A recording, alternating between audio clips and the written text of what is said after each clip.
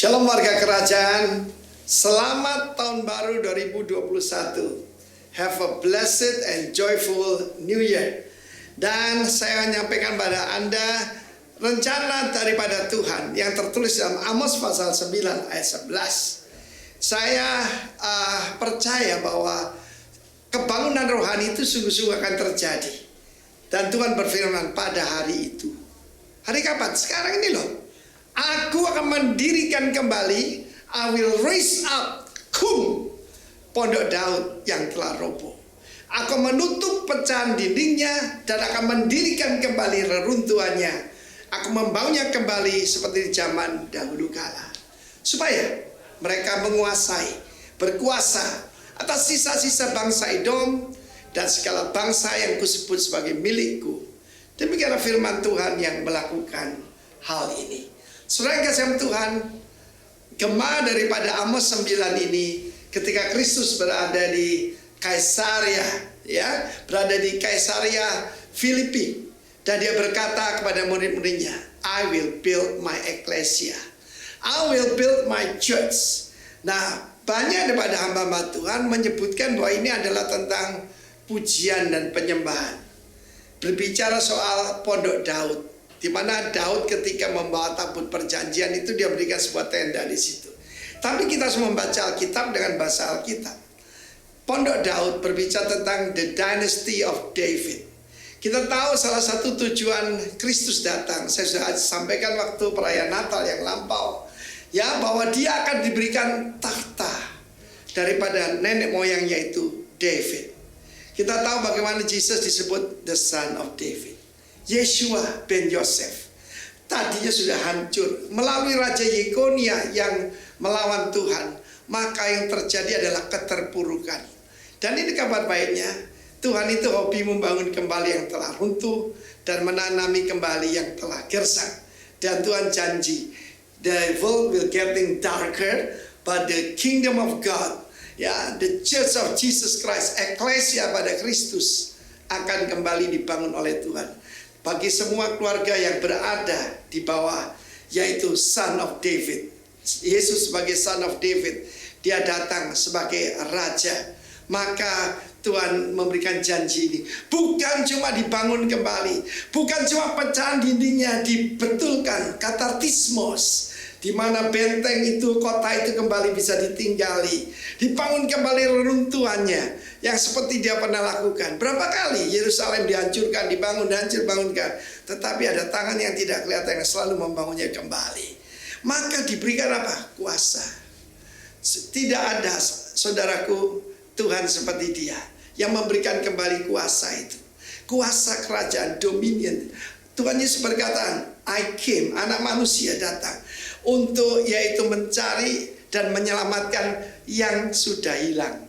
Yang sudah hilang ini bukan jiwa, tetapi kuasa kerajaan. Bagaimana dikembalikan itu kepada anak Abraham, yaitu Sakeus pada saat itu.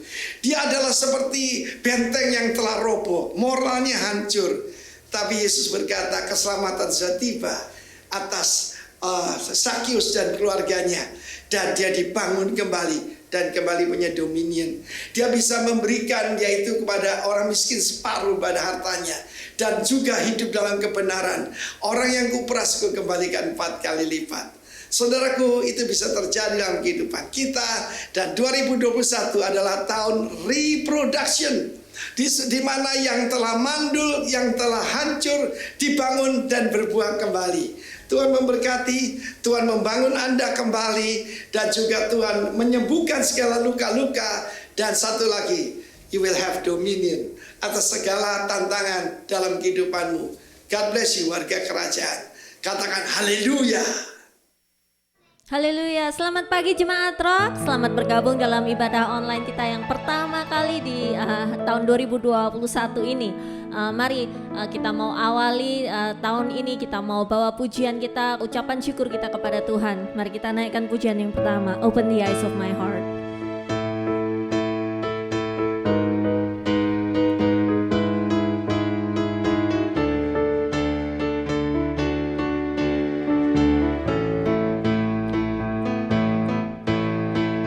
Open the eyes of my heart, Lord.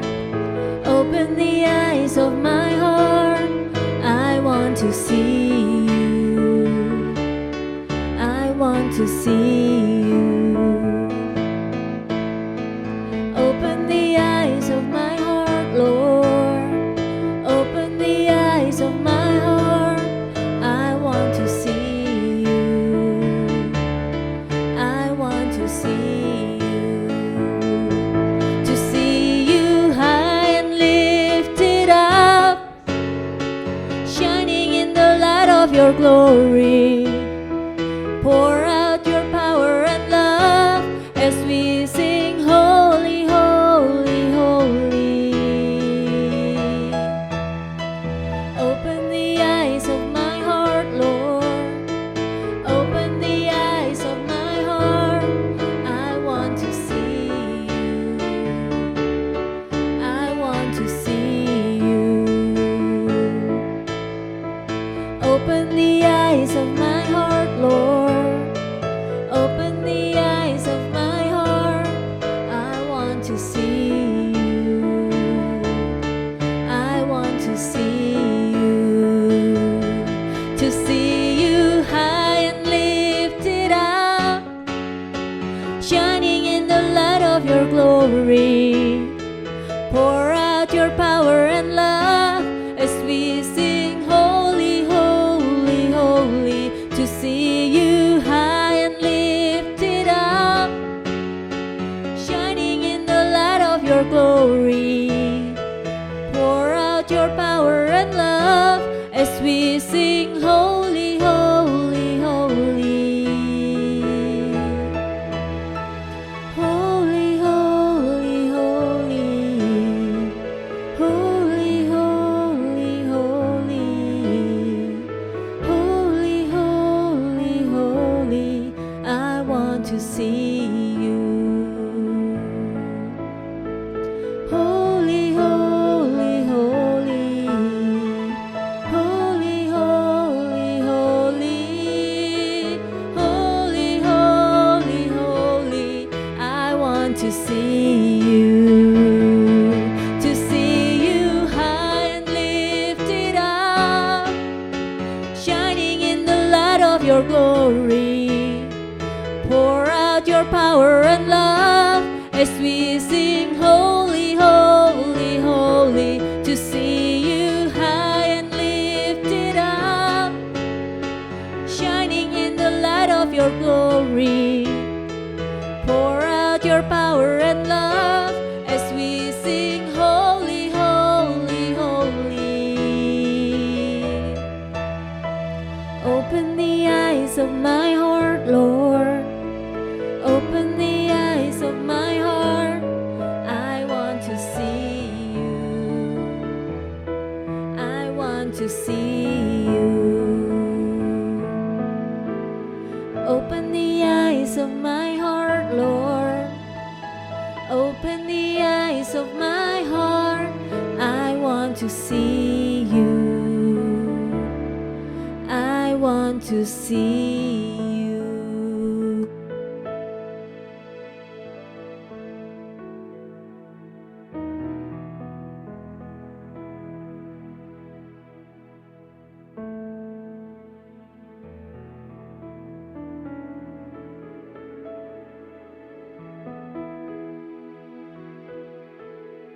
Rosid, saya dipercayakan untuk menjadi gembala dari gereja Rock Philadelphia ini. Dan tentu saja buat seluruh jemaat dan pengurus dan pemimpin yang beribadah bersama-sama dengan kita pada hari ini, saya mengucapkan Happy New Year juga. Bapak Ibu, sambil kita mempersiapkan persembahan kita, ada satu pengumuman yaitu besok mulai Januari 4 sampai Januari 24 kita akan melakukan yang namanya 20 hari doa dan puasa. 20 hari doa dan puasa. Mungkin untuk lebih detailnya Anda bisa lihat di sosial media kami, dan di situ ada penjelasannya, ada tipe-tipe puasa yang Anda bisa lakukan. Misalnya dalam 20 hari Anda memutuskan untuk hanya minum air atau jus atau teh, saudara, itu adalah complete fast atau puasa penuh. Tapi tentu saja Anda pastikan Anda konsultasi dengan dokter Anda.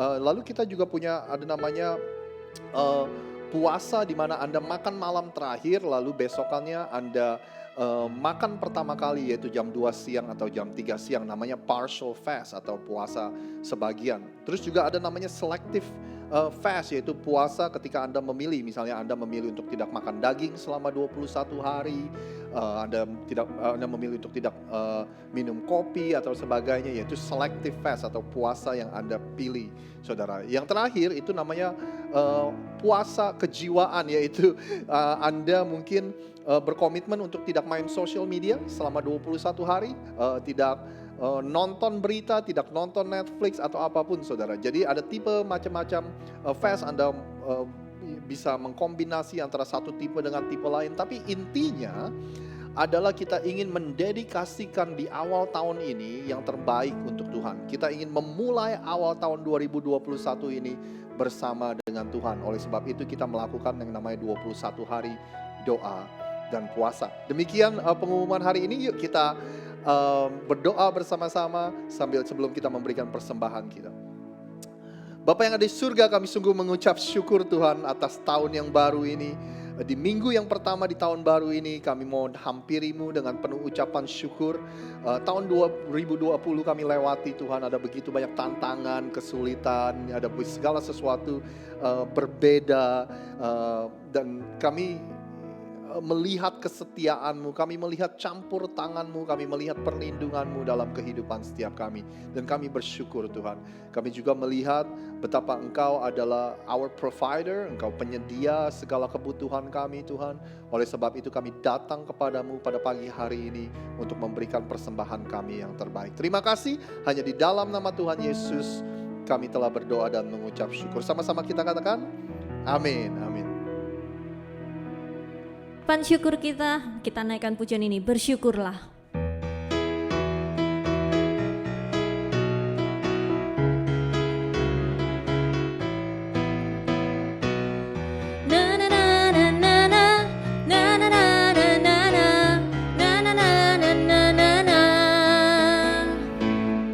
Haleluya, ku memuji-Mu Tuhan, karena kasih-Mu tak berkesudahan. Biar yang bernafas memuji Sang Raja, di atas gunung dan di dalam samudra. Tanganku ku angkat padamu, mensyukuri rahmat yang Kau beri. Kakiku melompat bagimu, sebab rahmat-Mu baru setiap pagi. Oh, bersyukurlah kepada Tuhan, sebab Ia baik,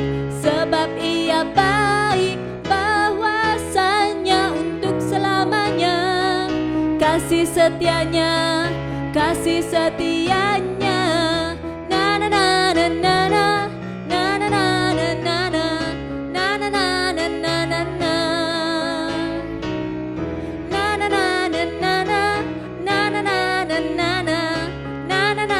na na na. Haleluya, ku memuji-Mu Tuhan, karena kasih-Mu tak berkesudahan. Biar yang bernafas memuji Sang Raja, di atas gunung dan di dalam samudra. Tanganku ku angkat padamu, mensyukuri rahmat yang Kau beri. Kakiku melompat bagimu, sebab rahmat-Mu baru setiap pagi. Oh, bersyukurlah kepada Tuhan, sebab Ia baik, bahwasanya untuk selamanya. Kasih setianya.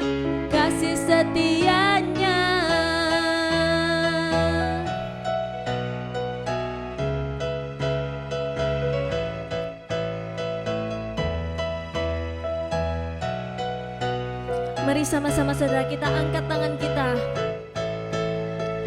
Tanganku ku angkat padamu, mensyukuri rahmat yang Kau beri.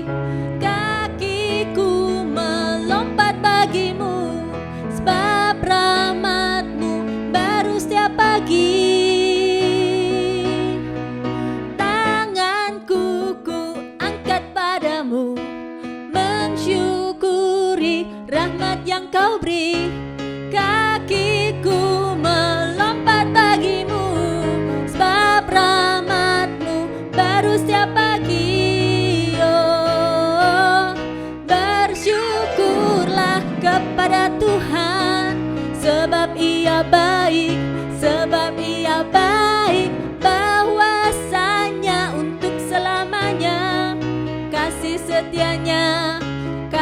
setianya. Bersyukurlah kepada Tuhan, sebab Ia baik, sebab Ia baik, bahwasanya untuk selamanya.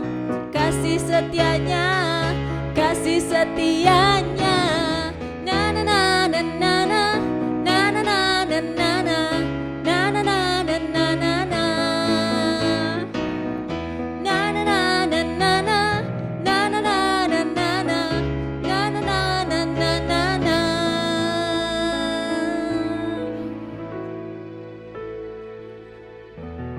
Mari sebelum kita mendengarkan firman Tuhan, kita ambil waktu untuk menyembah Dia, mengucap syukur atas semua berkat kemurahan-Mu Tuhan. Terima kasih kami panjatkan kepadamu Yesus.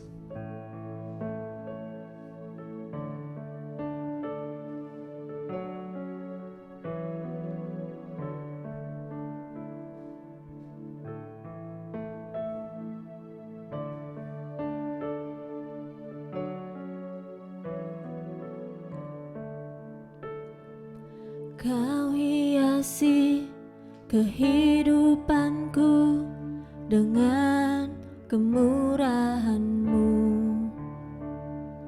Kau rancangkan masa depanku penuh dengan harapan.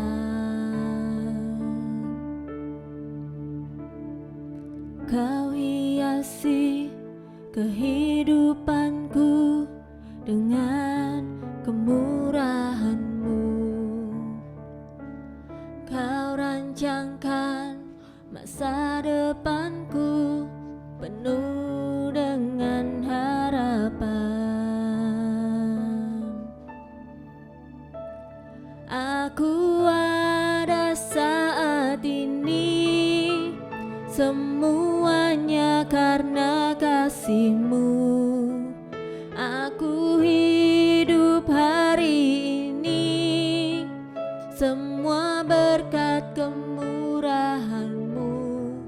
Terima kasih Yesus, Engkau sangat baik, teramat baik bagiku.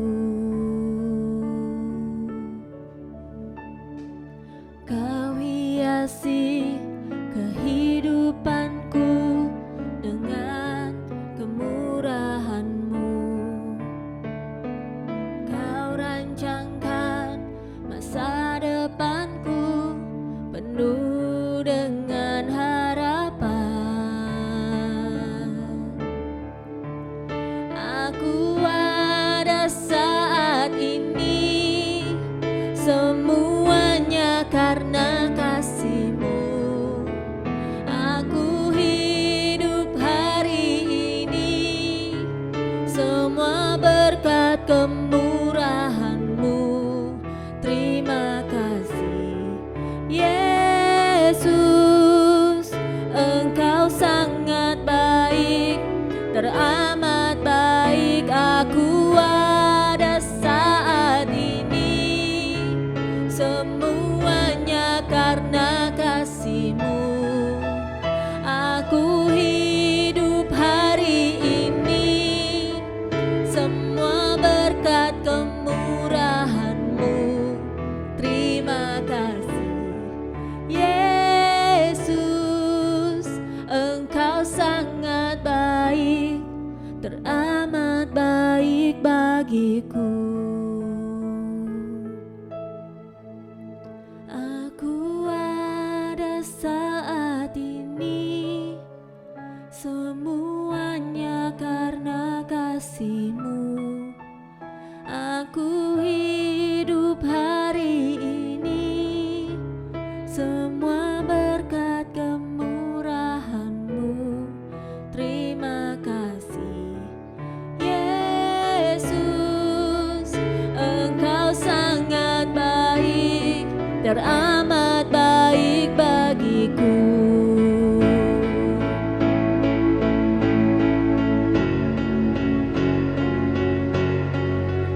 Aku ada saat ini, semuanya karena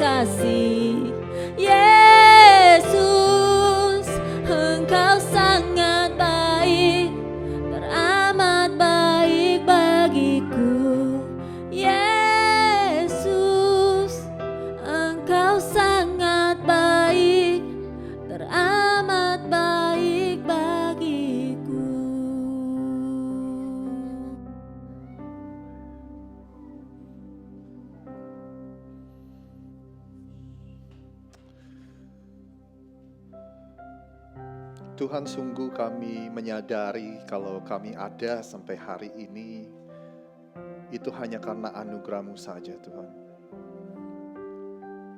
Kami baru saja melewati tahun 2020 yang begitu penuh dengan tantangan dan pergumulan, tetapi kalau kami bisa ada sampai hari ini merupakan bukti bahwa kekuatan yang Tuhan berikan kepada kami, kesabaran, ketabahan yang Tuhan berikan kepada kami,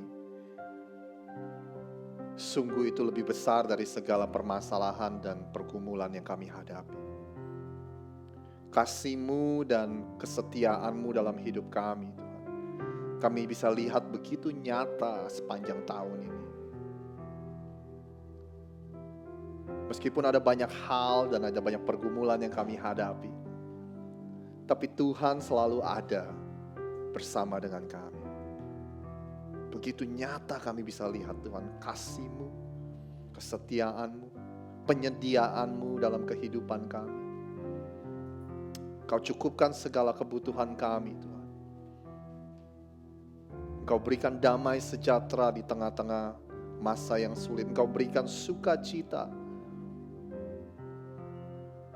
Biar kami semua ingat itu Tuhan saat kami memasuki tahun yang baru ini. Biar kami jalani tahun yang baru ini dengan penuh ucapan syukur. Biar kami hadapi tahun 2021 ini.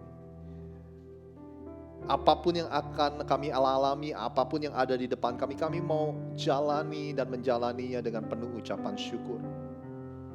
Karena ketika kami mengucap syukur, itu artinya kami percaya, kami setuju dengan apa yang telah Engkau rancangkan dalam kehidupan kami. Tetapi ketika kami mengeluh, ketika kami menjalani hidup ini dengan penuh keluh kesah, itu artinya kami tidak mensyukuri segala sesuatu yang Tuhan sudah lakukan dalam hidup kami. Terima kasih Tuhan, terima kasih. Saat ini kami minta supaya Engkau berbicara kepada setiap kami, dimanapun kami berada, dimanapun kami beribadah, baik kami di rumah maupun di tempat kerja, atau dimanapun kami berada Tuhan. Tuhan berbicara, Tuhan menyentuh kehidupan kami, Tuhan jamah kehidupan kami Tuhan. Terima kasih Tuhan, berbicara kepada setiap kami, dan hanya di dalam nama Tuhan Yesus kami naikkan semua permohonan doa kami dan ucapan syukur kami. Haleluya, sama-sama kita katakan amin. Amin.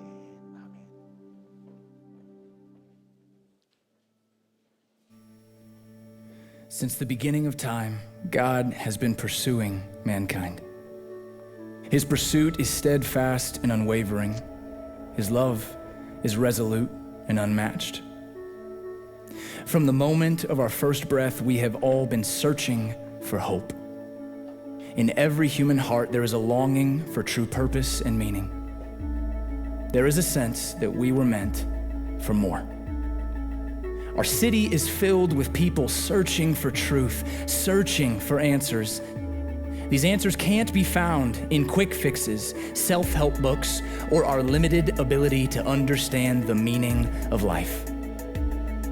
Eternity is within us. The kingdom of God isn't a place, it's a people who are pursued by their Creator and are found in the midst of their searching. You see, where the pursuit of God and the searching of mankind collide, there is Jesus. The bridge to the one true God, Jesus. The beginning and the end, Jesus. The perfect example of perfect love, Jesus. The one who loves us in spite of our failures, takes our worst, and gives us his best, Jesus. The way, the truth, and the life, the one who broke the chains of our sin, the one who has the power to heal and restore, the one who defeated death and rose victorious on the third day, Jesus. No other name is higher, no other name is greater, no other name than the one we celebrate today, Jesus. Sekali lagi, saya senang sekali Anda bisa beribadah bersama dengan kami pada hari ini. Selamat Tahun Baru, Happy New Year kepada Anda semua. Bapak, Ibu, dan Saudara semua, tahun ini untuk mengawali tahun 2021 ini, saya ingin mengawali dengan sesuatu yang kayaknya kita belum pernah melakukan ini sebelumnya. Yaitu kita akan melakukan serial khotbah yang akan berlangsung selama 3 bulan. Biasanya kalau kita lakukan serial khotbah, kita pilih topik dan kita bicarakan 3 atau 4 minggu. Tapi kali ini kita akan lakukan selama 3 bulan. Nah, dalam 3 bulan ke depan kita akan mencoba fokus melihat akan kehidupan Yesus. Kehidupan Yesus dari pertama kali dia menginjakan kakinya di muka bumi ini sebagai dan melakukan pelayanannya, dan yang asiknya nanti bagian terakhir dari serial khotbah ini akan pas jatuhnya pada hari Minggu Paskah, saudara. Jadi di awal tahun sampai hari Minggu Paskah kita akan fokus dengan kehidupan Yesus. Nah, Bapak, Ibu, dan saudara semua, izinkan saya sharing sebentar bagaimana saya mendapatkan ide ini. Bagaimana saya mendapatkan ide untuk melakukan serial khotbah tentang kehidupan Yesus. Kalau saya boleh terus terang, akhir-akhir ini, terutama memasuki tahun yang baru, saya banyak sekali merenung dan berdoa tentang pelayanan dan gereja yang Tuhan sudah percayakan kepada kita semua, saudara. Dan ini membuat saya bertanya-tanya, dan di dalam pikiran saya muncul pertanyaan-pertanyaan seperti ini. Sebenarnya apa sih yang paling penting dalam perjalanan iman kita? Lalu pertanyaan lainnya yang muncul adalah gini, sebenarnya apa sih bedanya kekristenan dengan kepercayaan-kepercayaan yang lain atau agama-agama yang lain? Lalu timbul di dalam imajinasi saya, atau mungkin Anda juga bisa berimajinasi bersama dengan saya. Bayangkan Anda duduk bersama dengan teman-teman Anda sekelompok. Nah, di sekelompok teman-teman Anda adalah orang-orang atau teman-teman Anda yang mempunyai kepercayaan atau agama lain. Lalu bayangkan ada seseorang yang bertanya begini, kenapa sih kamu memilih untuk menjadi Kristen?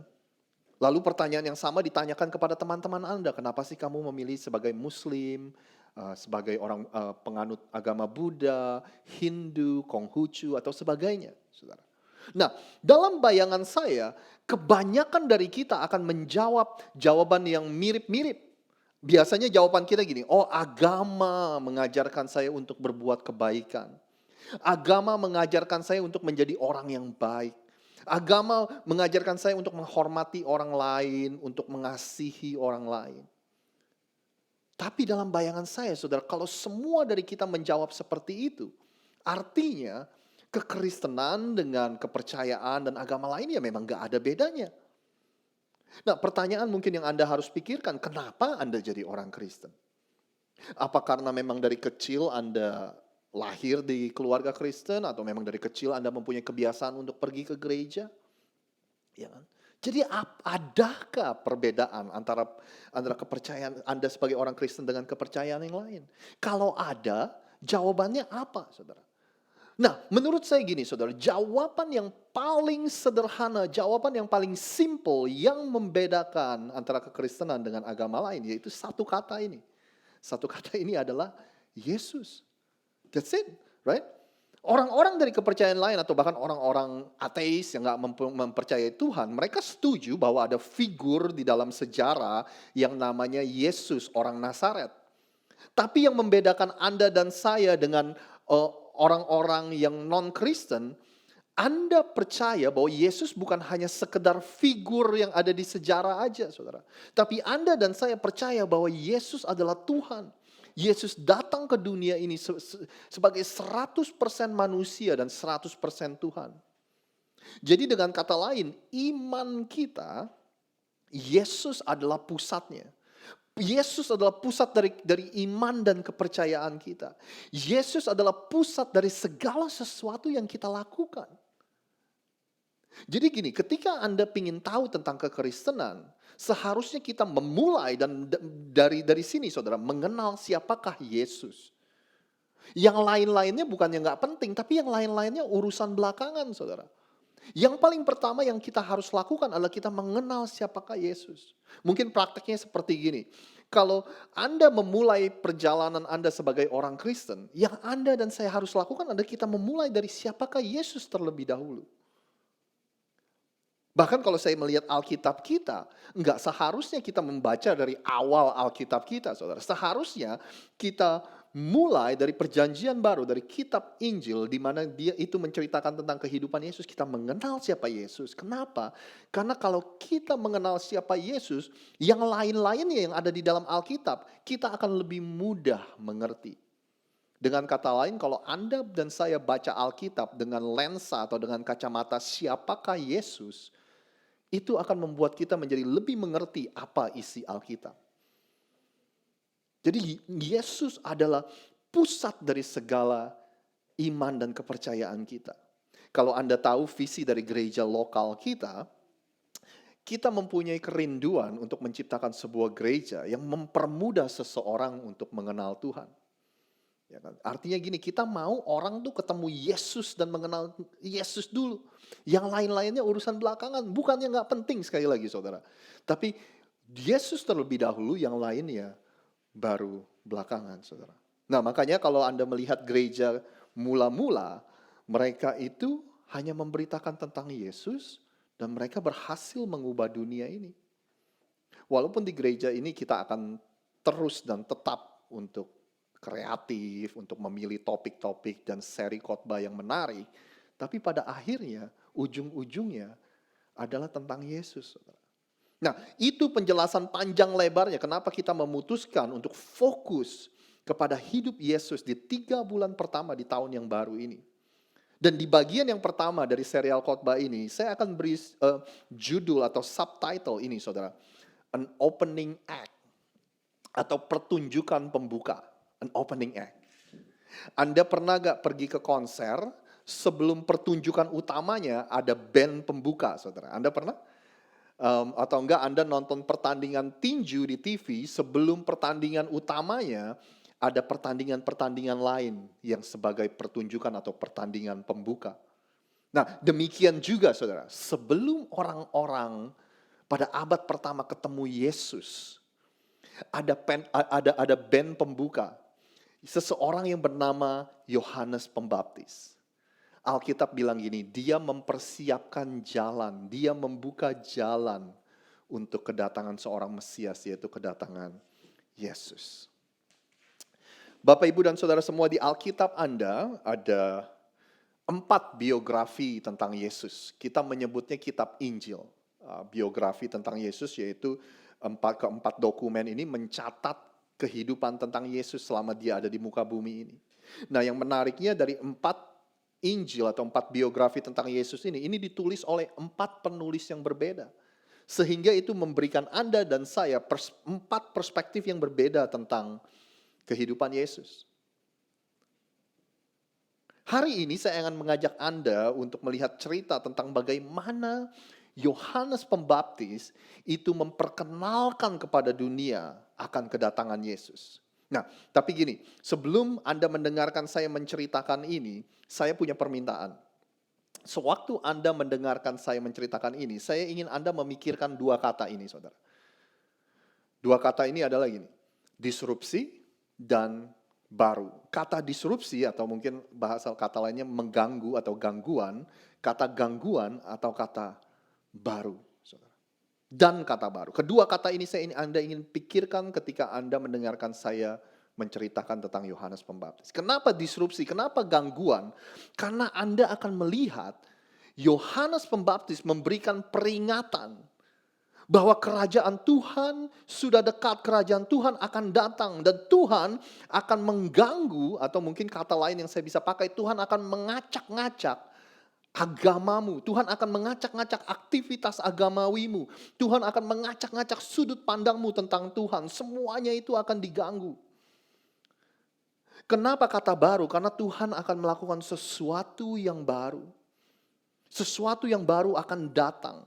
Ini bukannya perpanjangan dari yang lama, ini bukanlah tambahan dari yang lama, ini bukan versi update-nya dari yang lama, saudara. Tetapi sesuatu yang benar-benar baru akan datang dan akan terjadi. Nah, demikianlah cerita tentang Yohanes Pembaptis. Saya ingin mengajak Anda untuk melihat dari kitab Injil Lukas. Siapakah Lukas ini, saudara? Lukas adalah seorang dokter dan sejarawan. Lukas menulis mengawali tulisannya tentang kehidupan Yesus dengan berkata seperti ini. Anda perhatikan baik-baik. Lukas berkata, Theophilus yang mulia, banyak orang telah berusaha menyusun suatu berita tentang peristiwa-peristiwa yang telah terjadi di antara kita. Seperti yang disampaikan kepada kita oleh mereka yang dari semula adalah saksi mata dan pelayan firman.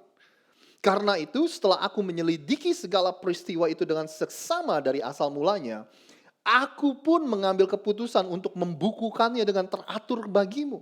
Supaya engkau dapat mengetahui segala sesuatu yang diajarkan kepadamu sungguh benar. Dengan kata lain gini, Lukas bilang bahwa aku akan menulis ini kepada seseorang yang bernama Theophilus. Siapa Theophilus? Nggak ada yang tahu pasti siapa ini Theophilus, tapi ada banyak sejarawan menebak bahwa Theophilus ini adalah seseorang yang punya banyak pengaruh pada saat itu. Dia juga ada di posisi yang terhormat. Nah, Lukas bilang bahwa ada begitu banyak orang mencoba untuk menulis atau membukukan peristiwa-peristiwa yang terjadi. Peristiwa apa? Yaitu tentang kehidupan Yesus, kematian Yesus, penyalipan Yesus, dan kebangkitan Yesus. Akhirnya Lukas pun berkata seperti ini, aku pun mengambil keputusan untuk melakukan hal yang sama. Aku akan menyelidiki segala sesuatu. I'm gonna do research, saya akan mengadakan research, saya akan mewawancara saksi mata, aku akan menulis biografi tentang Yesus. Supaya engkau mengetahui bahwa segala sesuatu yang diajarkan kepadamu sungguh benar. Dengan kata lain Lukas bilang gini, suatu hari nanti, kalau ada orang-orang yang membaca tulisanku, mereka bisa yakin bahwa tulisan ini bisa dipercaya, reliable atau benar. Lalu Lukas menceritakan kita, menulis tentang siapa itu Yohanes Pembaptis. Dia mengawalinya dengan begini sebelum dia memperkenalkan kita kepada Yohanes Pembaptis. Dalam tahun ke-15 dari pemerintahan Kaisar Tiberius, ketika Pontius Pilatus menjadi wali negeri Yudea, dan Herodes raja wilayah Galilea, Filipus saudaranya raja wilayah Itoria dan Trakonitis, dan Lisanias raja wilayah Abilene. Dan pada waktu itu Hanas dan Kayafas menjadi imam besar. Nah, saya tahu saudara, kalau Anda dan saya baca Alkitab, ini adalah bagian yang Anda lewatin, nggak penting, ya kan? Skip aja langsung ke bagian yang lebih penting, saudara. Tapi kenapa ini saya bacakan kepada Anda? Kenapa ini bagian yang sangat penting? Supaya Anda mengerti ketika Anda membaca Injil, ini bukannya dongeng, saudara. Ini bukannya, pokoknya nggak penting bagaimana, ini kapan waktunya, kapan ini pokoknya suatu hari ketika di negeri yang nan jauh, saudara. No. Injil itu bukan dongeng, saudara. Ya kan? Kalau Anda baca, ini seperti Anda baca buku sejarah. Semuanya jelas tahun keberapa, siapa kaisarnya, siapa rajanya, siapa gubernurnya, siapa wakilnya, saudara. Makanya saya hanya ingin Anda mengerti, waktu Anda baca ini, supaya Anda jangan baca Alkitab itu seperti baca buku kayak tafsir mimpi, saudara. Atau baca buku, baca buku ramalan gitu, saudara. Pokoknya dihafalin mantranya, ayatnya, saudara. Tapi ini adalah hal-hal yang sangat penting supaya Anda tahu. Anda lagi nggak baca dongeng, tapi Anda baca buku sejarah yang benar-benar terjadi. Kalau Anda nggak percaya, Anda tinggal cross-check dengan buku sejarah yang lain. Itulah maksud dari Lukas menulis semua ini, saudara. Lalu dia ceritakan tentang Yohanes Pembaptis. Datanglah firman Allah kepada Yohanes, anak Zakaria di padang gurun. Datanglah firman Allah kepada Yohanes Pembaptis, yang adalah anak Zakaria di padang gurun. Dengan kata lain, disinilah Tuhan berkata gini, ya kan? Tuhan bilang, Yohanes Pembaptis, sekarang waktunya kamu mengumumkan kepada dunia tentang Yesus. Pada waktu itu tampillah Yohanes Pembaptis di padang gurun Yudea dan memberitakan, bertobatlah sebab kerajaan sorga sudah dekat. Maka datanglah kepadanya penduduk dari Yerusalem, dari seluruh Yudea dan dari seluruh daerah sekitar Yordan. saudara. Ada orang berbondong-bondong datang untuk mendengarkan Yohanes Pembaptis. Ada orang berbondong-bondong datang untuk melihat siapa sih Yohanes Pembaptis ini. Dan ketika saya bilang ada orang banyak, saudara, ini bukannya 10 atau 100 orang. No, saudara, ribuan orang rela menempuh jarak yang jauh untuk melihat dan mendengarkan siapa ini Yohanes Pembaptis. Lalu setelah mereka mendengarkan Yohanes Pembaptis khotbah dan memberitakan tentang kerajaan sorga, disinilah Anda melihat disrupsi yang pertama, saudara. Gangguan yang pertama. Dikatakan seperti ini setelah mereka mendengar Yohanes Pembaptis khotbah. Sambil mengaku dosanya, mereka dibaptis oleh Yohanes di sungai Yordan. Kenapa saya bilang ini merupakan gangguan akan tradisi agamawi mereka? Karena pada waktu itu, orang-orang kalau mengaku dosa, mereka bukan mengaku dosa satu dengan yang lain, saudara. Tapi mereka mengaku dosa di bait Allah. Ada gedung rumah ibadah yang namanya bait Allah. Mereka pergi ke sana, saudara. Yohanes bukanlah pemimpin agama, Yohanes bukanlah seorang imam. Biasa orang yang mengaku dosa itu pergi ke bait Allah dan mengaku dosa kepada imam, kepada pemimpin agama. Terus juga soal baptisan, pada waktu itu orang baptisan bukan seperti yang kita lakukan sekarang, masukin orang ke dalam air dan keluarkan, saudara. Pada waktu itu nggak ada orang yang dibaptis seperti Yohanes Pembaptis membaptis orang. Baptisan pada waktu itu adalah upacara keagamaan di mana orang-orang yang bukan Yahudi, misalnya kayak Anda dan saya, kita bukan orang Yahudi, dan kita ingin menjadi orang Yahudi, kita harus melalui proses upacara penyucian, pembasuhan, upacara keagamaan, termasuk baptisan ini, saudara. Pokoknya rumit, pokoknya ribet tradisi agama mereka. Nah, Anda bayangkan Yohanes Pembaptis melakukan semuanya itu karena dia ingin mengumumkan kepada orang-orang that God is about to do something new. Tuhan akan melakukan sesuatu yang baru. Proses agamawi yang apa-apa harus berpusat kepada bait Allah, harus pergi ke gedung, pergi ke sebuah tempat, pergi ke semua rumah ibadah, semuanya itu akan segera berlalu. Itulah yang Yohanes Pembaptis coba komunikasikan kepada orang-orang. Tuhan itu nggak bisa dikurung di dalam sebuah tempat. Nah, kalau Anda dan saya ada di situ, kita juga pasti bertanya-tanya, ini orang nih siapa ya? Yohanes Pembaptis ini siapa? Ngapain sih dia melakukan semuanya ini? Apa sih sebenarnya peranannya?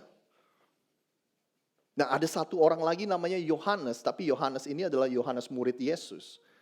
Dia menulis tentang Yohanes Pembaptis, dia bilang gini, saudara. Datanglah seorang yang diutus Allah, namanya Yohanes Pembaptis. Namanya Yohanes, ini Yohanes Pembaptis. Ia datang sebagai saksi untuk memberi kesaksian tentang terang itu. Supaya oleh dia semua orang menjadi percaya. Ia, Yohanes Pembaptis, bukanlah terang itu. Tetapi ia harus memberi kesaksian tentang terang itu. Terang yang sesungguh yang menerangi setiap orang sedang datang ke dalam dunia. Oh, ternyata kita tahu. Yohanes Pembaptis itu peranannya adalah sebagai saksi. Saksi tentang siapa? Saksi tentang terang dunia. Saksi yang akan datang bukan hanya menerangi bangsa Israel dan orang-orang Yahudi, tapi ini adalah terang yang akan menerangi seluruh dunia. Dan Yohanes itu ibaratnya sebagai seorang penjaga malam yang akan memberitahu orang-orang bahwa pagi akan segera datang. Cahaya matahari akan segera bersinar. Itulah Yohanes Pembaptis, dia adalah saksi akan terang yang akan datang ini. Lalu Yohanes memberi kesaksian tentang dia, tentang Yesus maksudnya. Dan berseru katanya, inilah dia yang kumaksudkan ketika aku berkata. Yohanes berkata bahwa inilah Yesus yang aku maksudkan. Kemudian daripadaku akan datang dia yang telah mendahului aku, sebab dia telah ada sebelum aku. Pokoknya ribet, saudara. Pokoknya bingung. Yohanes Pembaptis bilang gini, apa sih maksudnya Yohanes Pembaptis ini akan ada terang yang datang setelah aku, tapi sebenarnya terang ini sudah ada sebelum aku. Pokoknya bingungin, ribet, saudara. Tapi Yohanes Pembaptis hanya ingin memastikan bahwa terang itu bukanlah terang itu. Aku hanyalah band pembuka, aku hanyalah atraksi pembuka, aku hanyalah pertunjukan pembuka. Akan datang setelah Yohanes terang itu. Bayangin kalau Anda ada di sana, Anda bingung dia ini lagi ngomongin apa. Tapi statement atau pernyataan Yohanes yang selanjutnya, ini yang membuat heboh. Ini yang mengundang kontroversi, saudara. Yohanes bilang ini, Yohanes Pembaptis. Sebab hukum Taurat diberikan oleh Musa. Tetapi kasih karunia dan kebenaran datang oleh Yesus Kristus. Ini begitu kontroversi, kenapa? Karena figur seorang Musa, hukum Taurat, saudara, itu enggak seharusnya diotak-atik, saudara. Orang Israel sangat sensitif dengan kedua hal ini, Musa dan hukum Taurat. Bahkan kalau Anda sering baca Alkitab, Anda melihat betapa terganggunya para pemimpin agama waktu Yesus membandingkan dirinya dengan Musa. But God, tapi Tuhan sedang melakukan sesuatu yang baru. Dia sedang memperkenalkan dunia tentang kasih karunia dan kebenaran melalui Yesus Kristus. Saudara, ini bukanlah sedikit kasih karunia, sedikit kebenaran. Ini bukanlah, oke, kita harus pastikan ini harus seimbang antara kasih karunia dan kebenaran. Enggak, saudara. But this is a full on grace, full on truth at all the time. Penuh dengan kasih karunia, penuh dengan kebenaran. Setiap saat inilah yang ingin diperkenalkan kepada dunia melalui Yesus Kristus. Sekali lagi saudara, tentu aja semua ini membuat heboh orang-orang Israel. Dan yang pasti ini membuat heboh dan mengganggu orang-orang Farisi, pemimpin orang Yahudi, pemimpin-pemimpin agama. Dan akhirnya mereka pengen lihat sendiri. Sebenarnya siapa sih ini orang? Berani-beraninya mengganggu tradisi agama Yahudi. Berani-beraninya merubah tradisi kita, membuat pernyataan-pernyataan seperti ini. Anda nggak boleh lupa, orang-orang Farisi ini adalah orang-orang yang menganggap dirinya paling suci. Anda pernah gak sih ketemu orang seperti itu? Apalagi kalau kita orang Indonesia, kita sering banget lihat di Indonesia, ya kan? Sekelompok orang yang mengaku mereka adalah paling suci. Nah, inilah orang-orang Farisi. Pokoknya mereka pikir mereka lah yang paling dekat sama Tuhan. Tuhan paling sayang sama mereka. Ya kan? Mereka pikir mereka adalah orang-orang terhormat yang mempunyai posisi di rumah ibadah. Saudara. Mereka orang-orang yang merasa suci yang harus memisahkan dirinya dari dunia ini, ya kan? Apa-apa enggak suci, apa-apa enggak boleh, saudara. Karena dunia ini begitu kotor dan berdosa dan mereka begitu kudus. Inilah orang-orang Farisi dan pemimpin-pemimpin agama saat itu. Dan mereka sangat terganggu dengan apa yang Yohanes Pembaptis lakukan, saudara. Akhirnya mereka memutuskan untuk pergi ke tempat di mana Yohanes Pembaptis itu baptisin orang-orang. Anda bayangin bersama dengan saya. Ada begitu banyak orang nih, kerumunan orang yang lagi dengerin Yohanes Pembaptis khotbah. Ada begitu banyak orang ngantri pingin dibaptis oleh Yohanes Pembaptis. Lalu tiba-tiba datanglah sekelompok orang dengan pengawal mereka, dengan kuda, kereta kuda mereka yang mewah, dengan jubah mereka yang mewah. Mereka datang. Semakin gerombolan itu mendekat, semakin orang-orang sadar, oh ini nih orang-orang Farisi, para pemimpin agama, orang-orang suci, orang-orang yang jubahnya mewah, rambutnya klimis. Ya kan? Akhirnya orang-orang Farisi ini mendekati Yohanes.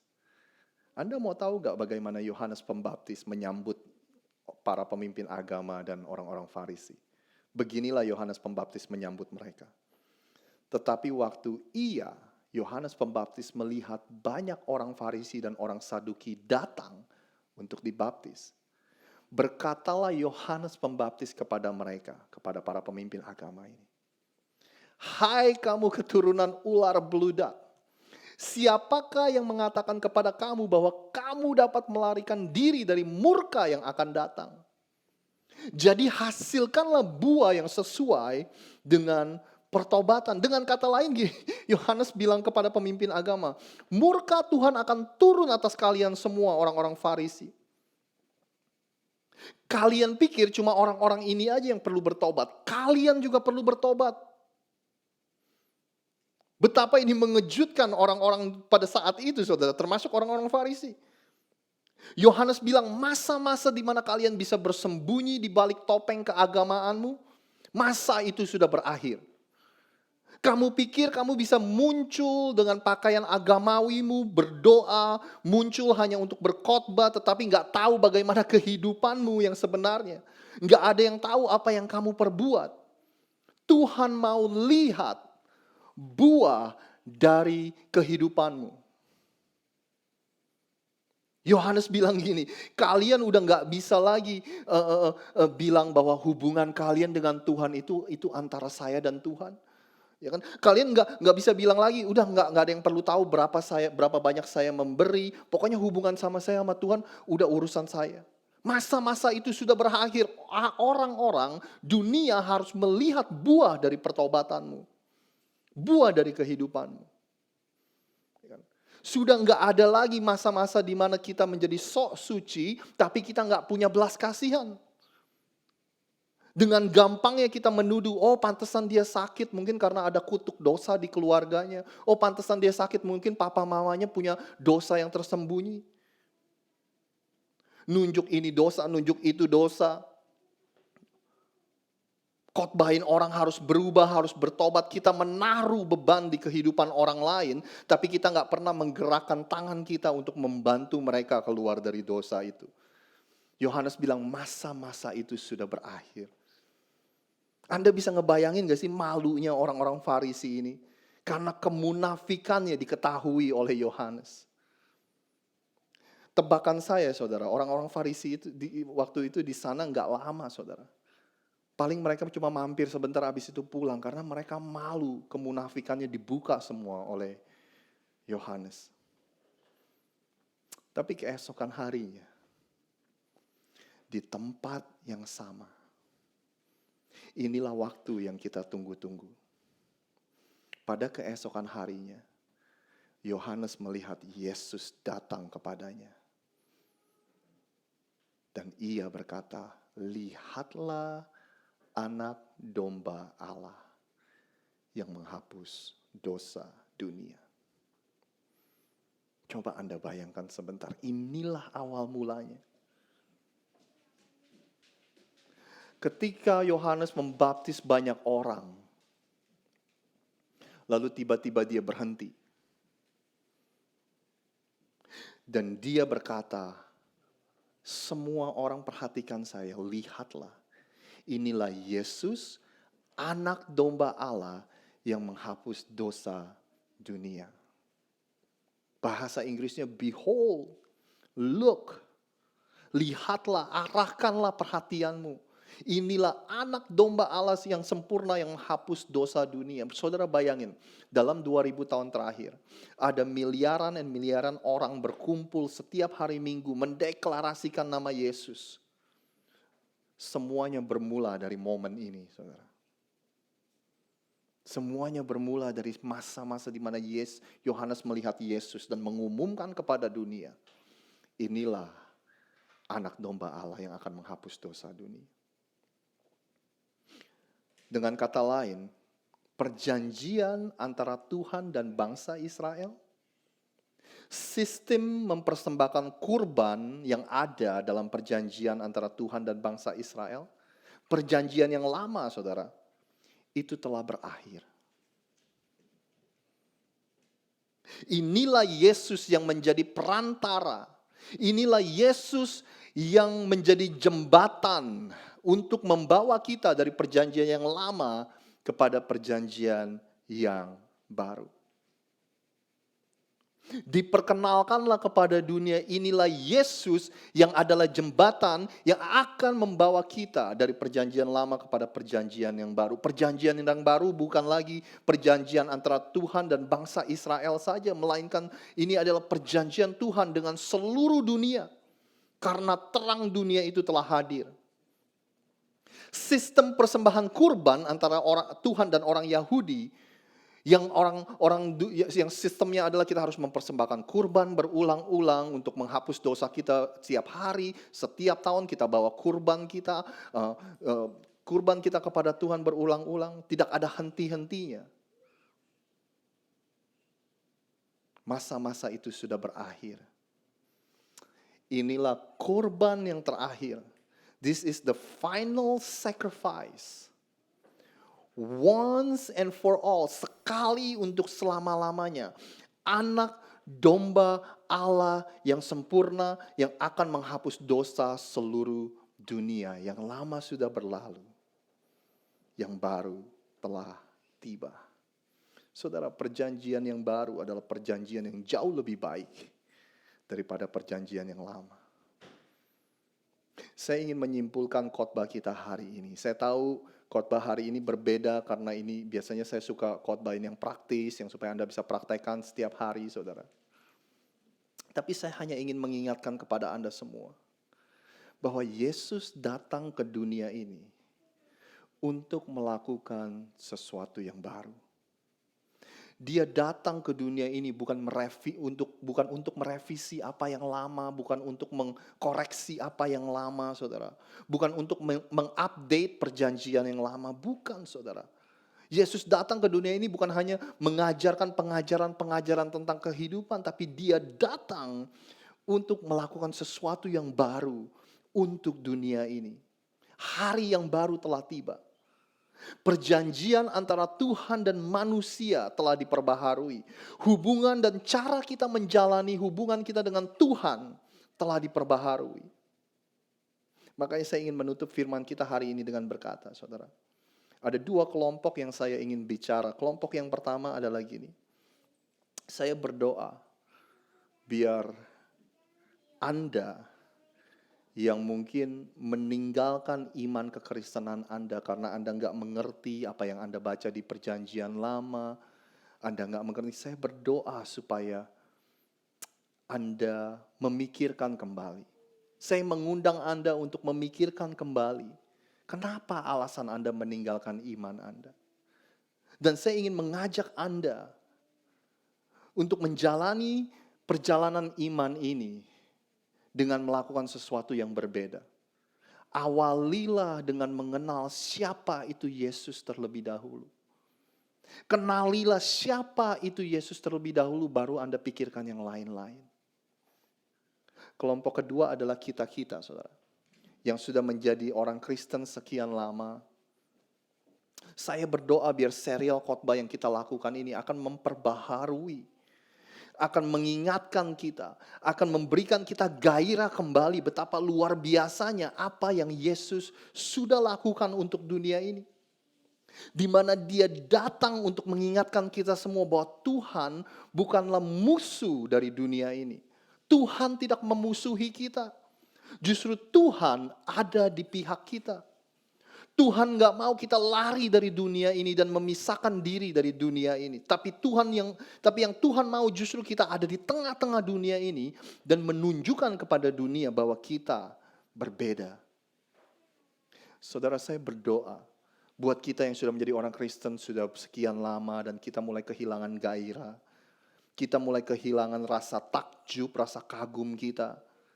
Saya berdoa biar ini akan memberikan Anda rasa kagum lagi tentang siapa Yesus dan apa yang dia lakukan untuk dunia ini. Tapi di saat yang bersamaan, saudara, saya juga berdoa ini akan menantang kita semua.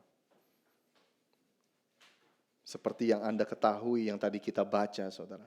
Saya berdoa supaya ini bisa menantang kita semua untuk tidak lagi bersembunyi di balik topeng keagamawian kita.